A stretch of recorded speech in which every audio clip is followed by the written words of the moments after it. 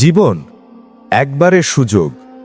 আমরা প্রতিদিন ব্যস্ত, দৌড়াচ্ছি, জিনিসপত্র জমাচ্ছি, কিন্তু কখনো ভাবি কি মৃত্যু কখনো প্রতীক্ষা করে না।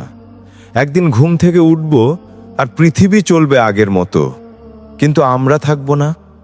আমাদের বিছানা খালি, ফোন বেজে যাবে, মানুষ বলবে সে আর ফিরে আসবে না। আমরা যে দিনগুলো ধরে রাখার জন্য লড়ি, যে সম্পদ, যে মর্যাদা, সবই কেবল অস্থায়ী।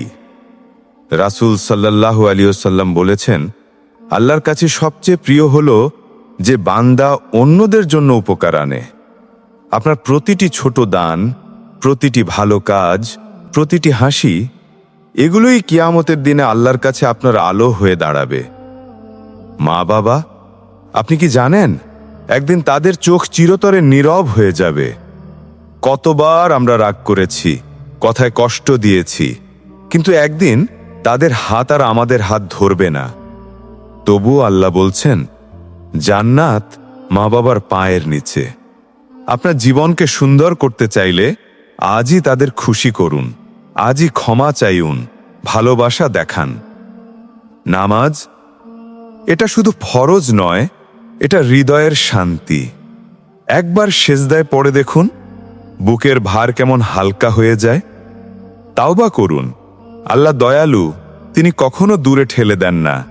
তিনি বলছেন, হে আমার বান্দা, ফিরে আসো, আমি তোমার জন্য অপেক্ষা করছি। আপনার জীবনের সৌন্দর্য, আপনার আত্মার উজ্জ্বলতা নির্ভর করছে হৃদয় ঠিক রাখার, চোখে লজ্জা রাখার, মনে নম্রতা রাখার আর মানুষের জন্য ভালোবাসা রাখার ওপর। একজন গরিবকে হাসি মুখে খাইয়ে দিন, একজনকে ক্ষমা করুন, এক ফোঁটা চোখের পানি ফেলুন আল্লাহর দরবারে। হয়তো এই ছোট ছোট কাজগুলোই কিয়ামতের দিনে আপনার আলো হয়ে দাঁড়াবে। ভাই বোন, জীবন পরীক্ষা, কিন্তু পরীক্ষক আল্লাহ। ভয় নয়, আশা নিয়ে বাঁচুন। আজই হয়তো আল্লাহ আপনাকে ডাকছেন, ফিরে আসুন আপনার রবের দিকে। তিনি অপেক্ষা করছেন। তিনি এখনো আপনার জন্য খুলে রেখেছেন দয়া ও রহমতের দরজা। জীবন খুব ছোট, কিন্তু লক্ষ্যটা বড়, জান্নাত। আপনি ফিরে আসুন, আল্লাহ আপনাকে গ্রহণ করবেন। দিনের কণ্ঠ।